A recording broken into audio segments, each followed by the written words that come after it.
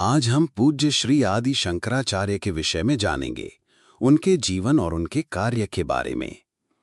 श्री आदि शंकराचार्य जी का जन्म एक गरीब मलयाली ब्राह्मण परिवार में सन 788 ई में केरल के आधुनिक एर्नाकुलम जिले में कलादी नामक एक गांव में हुआ था।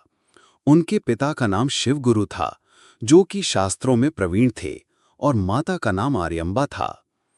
शिव गुरु और आर्यम्बा के विवाह के कई वर्ष बाद तक उनके यहाँ कोई संतान नहीं हुई। तब उन्होंने भगवान शिव से एक पुत्र प्राप्ति की प्रार्थना की और उनकी प्रार्थनाओं का उत्तर उन्हें वसंत ऋतु के शुभ अभिजीत मुहूर्त में एक बालक के रूप में मिला। शंकर मुश्किल से 7 वर्ष के थे जब उनके पिता का निधन हो गया था। उनकी माताजी ने उनकी उचित शिक्षा का पूरा ध्यान रखा, जैसी कि एक तरुण ब्राह्मण से अपेक्षा की जाती थी। शंकर एक असामान्य बुद्धि के मालिक थे। बहुत छोटी उम्र से ही सन्यासी बनने की ठान ली थी। इससे उनकी माताजी बहुत दुखी हुईं, पर कुछ घटनाओं ने उनके निर्णय को त्वरित कर दिया। एक दिन शंकर और उनकी मां नदी में नहाने गए। जब शंकर वहां नहा रहे थे, तभी अचानक एक घड़ियाल ने उनका पांव पकड़ लिया और उनको नीचे पानी के अंदर घसीटने लगा। तब शंकर ने मां को पुकारते हुए कहा कि वे उनको सन्यासी बनने की आज्ञा दे दें, नहीं तो मगरमच्छ उनको खा जाएगा। तब मां झटपट मान गईं और उनके हां करते ही घड़ियाल ने शंकर का पांव छोड़ दिया। तब शंकर केवल 8 वर्ष के थे। अब शंकर अपने सन्यास का आरंभ करने के लिए तैयार थे। उन्होंने अपनी मां की जिम्मेदारी रिश्तेदारों को ये आश्वासन देते हुए सौंप दी कि वे उनकी मृत्यु शैया पर उनकी देखभाल अवश्य करेंगे और उनके अंतिम संस्कार भी अपने हाथों से करेंगे। फिर वे एक गुरु की तलाश में निकल पड़े। शंकर हिमालय पर्वतों के बीच बद्रीनाथ के पास एक आश्रम में आचार्य गोविंदपाद से मिले, जो कि उनके भावी गुरु थे।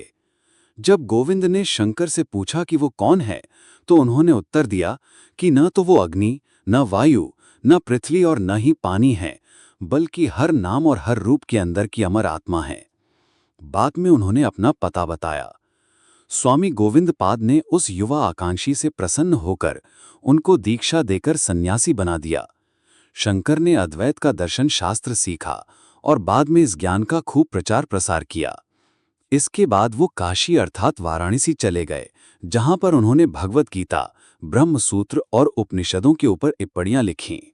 जब शंकर काशी में वास कर रहे थे, तो कहा जाता है कि उनका सामना एक चांडाल से हुआ ऐसा कि एक दिन जब शंकर अपने शिष्यों के साथ एक संकरी गली से निकल रहे थे, तो अचानक उन्होंने एक चांडाल को अपने सामने पाया।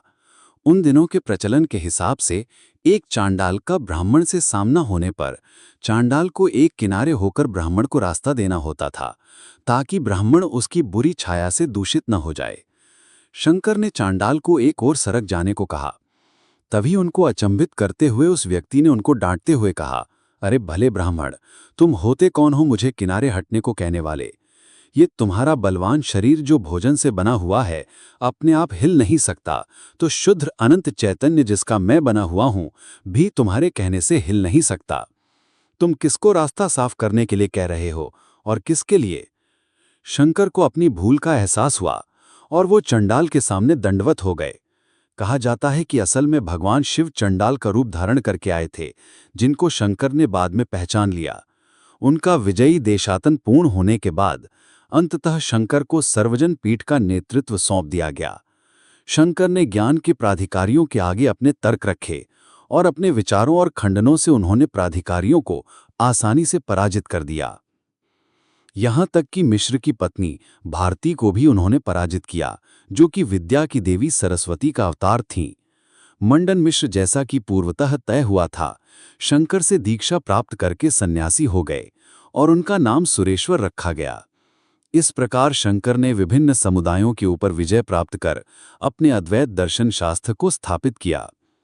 जब शंकर को अपनी मां के अस्वस्थ होने की सूचना मिली, तो वे वचनानुसार तुरंत अपनी मां से मिलने कलादी चले गए।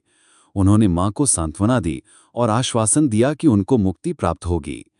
ऐसा कहा जाता है कि शंकर ने अपनी मां को अद्वैत दर्शन सिखाने की कोशिश की, पर सफल नहीं हुए। तब उन्होंने शिव और विष्णु के भजनों का जाप करना शुरू किया और अपनी मां की निर्भय होकर मौत का सामना करने में मदद की। जब शंकर ने अपनी मां की अंत्येष्टि क्रिया करनी चाही तो ब्राह्मण समाज ने उसका विरोध किया, क्योंकि प्रचलन के अनुसार एक व्यक्ति के सन्यासी बन जाने पर उसके सभी पारिवारिक संबंध समाप्त हो जाते हैं। किसी की परवाह न करते हुए शंकर ने मां की अंतिम क्रिया अपने आप करने की ठान ली। शरीर को कई भागों में विभाजित करके वे उसको घर के पिछवाड़े में ले गए। जब ब्राह्मणों ने उनको अग्नि देने से मना कर दिया तो शंकर ने अपनी योग शक्ति से अग्नि उत्पन्न करके अपनी मां का दाह संस्कार किया। शंकर ने भारत के 4 कोनों में 4 मठों की स्थापना की। उत्तर में जोशीमठ, पूर्व में पुरी, पश्चिम में द्वारिका और दक्षिण में श्रृंगेरी। उन्होंने अपने 4 शिष्यों त्रोटकाचार्य, पदमपद, हस्तमलाका और सुरेश्वराचार्य को क्रमशः इन 4 मठों का कार्यभारी बना दिया।